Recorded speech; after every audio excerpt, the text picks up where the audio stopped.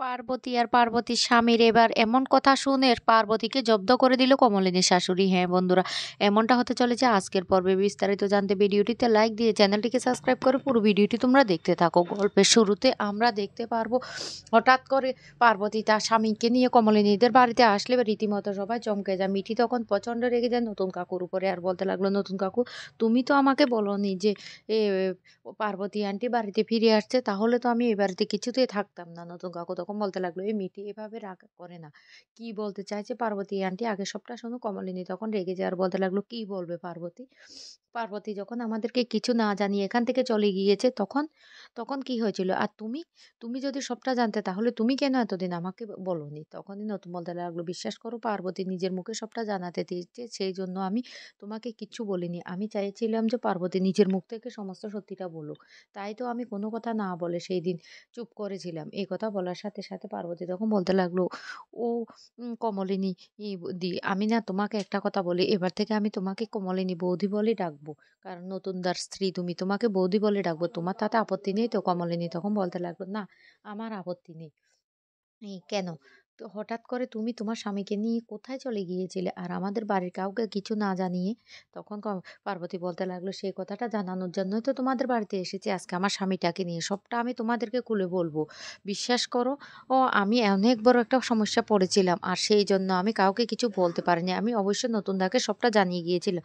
আমি নতুনদাকে বিশ্বাস করে বলেছিলাম যে এই কথা যেন নতুনদা কাউকে না বলে। কিন্তু কমলিনী এ এই কথা বলার সাথে সাথে বলতে লাগলো, ও তাহলে তুমি সবটা জানতে, তুমি তো আমাকে কিছু বলোনি। নতুন তখন বলতে লাগলো, পার্বতী কি বলছে আগে তুমি শুনো, তারপর তুমি আমাকে প্রশ্ন করো।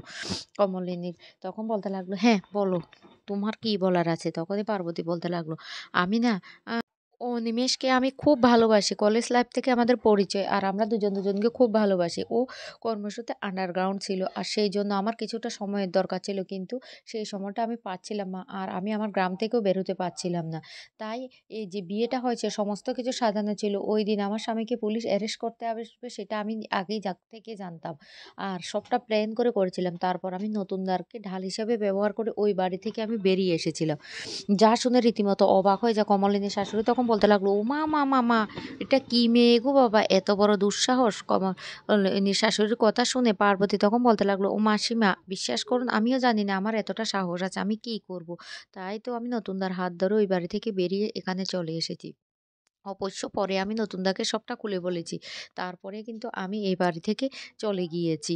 তখনই অনিমেষ বলতে লাগলো, আমরা দুজন দুজনকে অনেকটা ভালোবাসি, কিন্তু একে অপরকে কাছে পাচ্ছি না। কিছুটা দিন আমাদের সময়ের প্রয়োজন ছিল, আর সেই সময়টা পার্বতী নতুনদার বাড়িতে এসে কাটিয়েছে। তাতে আমার কোনো আপত্তি নেই, কারণ আমরা দুজন দুজনকে অনেকটা বিশ্বাস করি। তখনই অয়নদীপ বলে উঠো, ওমা মামা, এই বাড়িতে তো অনেক রহস্য লুকিয়ে আছে। তখন নতুনদা বলতে লাগলো, হ্যাঁ হ্যাঁ, অনেক রহস্য লুকিয়ে আছে, সবটা আস্তে আস্তে না তুমি জানতে পারবে। মিঠি তখন বলতে লাগলো, শোনো পার্বতী আন্টি, তুমি যাই কিছু বলো না কেন, তুমি যে আচরণটা করেছো আমাদের পরিবারের সাথে, সেটা আমরা কোনোদিন ভুলতে পারবো না। পার্বতী তখন বলতে লাগলো, তার জন্য আমি সবার কাছে ক্ষমা চাইছি। বিশ্বাস করো আমার আর কোনো পথ ছিল না, আমি বাধ্য হয়ে সবার সাথে এমন আচরণটা করেছি। আমি কি করব বলো? তখন কমলিনী বলতে লাগলো, ঠিক আছে আর কি বলবি বলো? তখন বলতে লাগলো, এই তো এই হলো অনিমেষ, হ্যাঁ তোমাদের সাথে পরিচয় করে দিচ্ছি। অনিমেষ তখন বলতে লাগলো, বিশ্বাস করুন বৌদি, আমি না অনেক দিন থেকে ওকে বলছি যে তো আপনাদের সবার সাথে আমি গিয়ে কথা বলতে চাই। বিশ্বাস করুন আমি সবটা জানার পর আমি বুঝতে পেরেছি আপনারা কতটা ভালো মানুষ।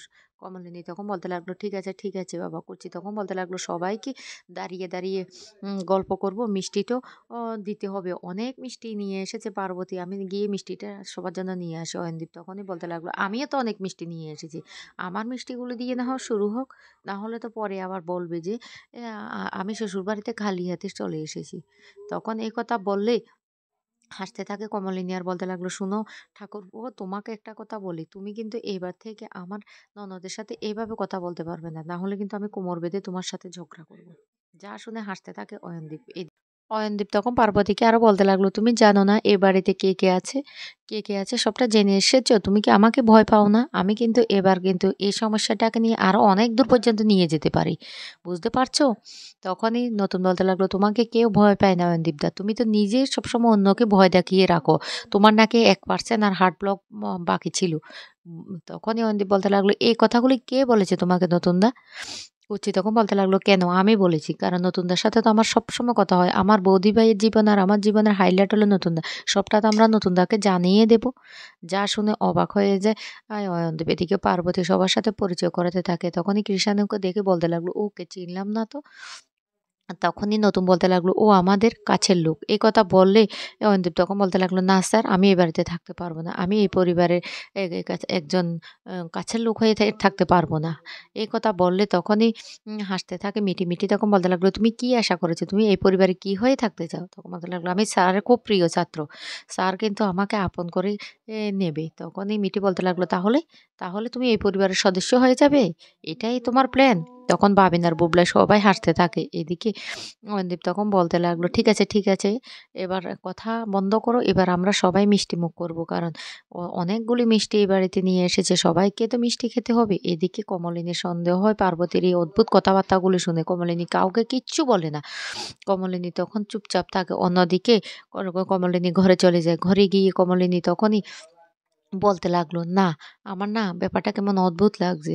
তখন নতুন ঘরে এসে বলতে লাগলো, "কি কমলিনী, তোমার কি হয়েছে? তোমার মনটা খারাপ কেন?" কমলিনী তখন বলতে লাগলো, "তুমি এই কথাটা আমাকে কেন বলোনি?" তখন বলতে লাগলো, "আমি তো তোমাকে সব ব্যাপারে বলি, আমার সবকিছু বলি। কিন্তু পার্বতীর ব্যাপারটা আমি কেন তোমাকে বলতে যাব? পার্বতীর ব্যাপার পার্বতী বলবে।" এদিকে পার্বতী বড় ঠাম্মি আর কমলিনীর শাশুড়িকে প্রণাম করতে আসলে তখনই কমলিনীর শাশুড়ি বলে উঠল, "ওমা! মেয়ে, তুমি না অনেক বড় কাণ্ড ঘটিয়েছ। এত বড় কাণ্ড না যেকোনো মেয়ে ঘটানো কিন্তু খুব কঠিন ব্যাপার।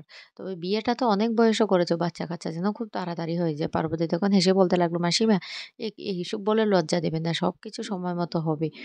তখন কমলিনীর শাশুড়ি বলতে লাগলো, "দেখেছো দিদি, দেখেছো দিদি, মেয়েটা কত বড় সাংঘাতিক মেয়ে?" পার্বতী তখন বলতে লাগলো, "ও মাসিমা, তুমি এইভাবে কথা বলছো কেন? আমি তো তোমাদেরকে সবকিছু বলেছি।" তখনই পার্বতী কে কমলিনীর শাশুড়ি বলতে লাগলো, "হ্যাঁ, সবকিছু তো বলেছো। আমাদের সময় হলে না আমরা এটা করতে পারতাম না। তুমি যে এতটা সাংঘাতিক সেটা না আমি বুঝতেই পারিনি।" এদিকে কমলিনী রাগ ভাঙানোর জন্য নতুন ঘরে গিয়ে বারবার কমলিনীকে বলতে লাগলো, "কি হয়েছে কমলিনী? তুমি কি আমার উপর রাগ করে আছো?" কমলিনী তখন বলতে লাগলো, "না, না, আমি কেন তোমার উপর রাগ করে থাকবো? আর রাগ করারই বা কি আছে?" নতুন তখন বলতে লাগলো, "শুনো, আমি সবকিছু জানতাম বা আমাকে প্রতিশ্রুতি দিয়েছে আমি যেন কথাটা না বলি। তাই আমি কথাটা বলিনি। তাই বলে তুমি রাগ করে রয়েছো?" তখন কমলিনী বলতে লাগলো, "না, না, আমি তোমাকে কোনোদিন অবিশ্বাস করিনি আর করবোও না।" তখন বলতে লাগলো, "তাহলে তুমি বলো আমরা এবার কোথায় ঘুরতে যাব?" কমলিনী তখন বলতে লাগলো, "তোমার পছন্দই আমার পছন্দ। তোমার উপর তো আমার কথা বলার কোনো দরকার নেই। তুমি যেটা পছন্দ করবে আমার।" নতুন তখন বলতে লাগলো, "আমি বুঝতে পারছি তুমি এখনো আমাকে ভুল বুঝছো।" এই বলে কমলিনীকে জড়িয়ে ধরে আর বলতে লাগলো, "শুনো, আমি কিন্তু তোমাকে একটা কথা বলি। এ তুমি যেখানে বলবে আমি সেখানে যাব। কারণ তোমারও তো একটা পছন্দ অপছন্দ থাকতে পারে।" তখনই কমলিনী বলতে লাগলো, "হ্যাঁ, আমার পছন্দ অপছন্দ থাকতে পারে। কিন্তু সবকিছু তো আর তুমি আমার পছন্দ অপছন্দে গুরুত্ব দাও না।" নতুন তখন বলতে লাগলো, "এটা কি বলছো কমলিনী? তোমার কথার গুরুত্ব দেওয়ার জন্যই তো আজকে আমি এত কিছু করেছি।" তখন কমলিনী বলতে লাগলো, "শুনো, আমি এবার তোমাকে একটা কথা বলি। তোমার কিন্তু ও ফটোগ্রাফিতে মন দিতে হবে।" নতুনের কথা শুনে কমলিনী তখন বলতে লাগলো, "দেবো তো, দেবো। আমি না জানো সত্যি এখন খুব সুখে আছি।" নতুন তখন বলতে লাগলো, "আমি তোমাকে সুখে রাখার জন্য আজকে এইটুকু করেছি।" কমলিনী তখন বলতে লাগলো, "সত্যি বলছি, আমি না আর তোমার উপর কোনো অভিমান নেই। আমি তোমাকে নিয়ে খুব সুখে আছি। যেটা আমি আগে কল্পনা করতাম সেটাই সত্যি হয়ে গেল।"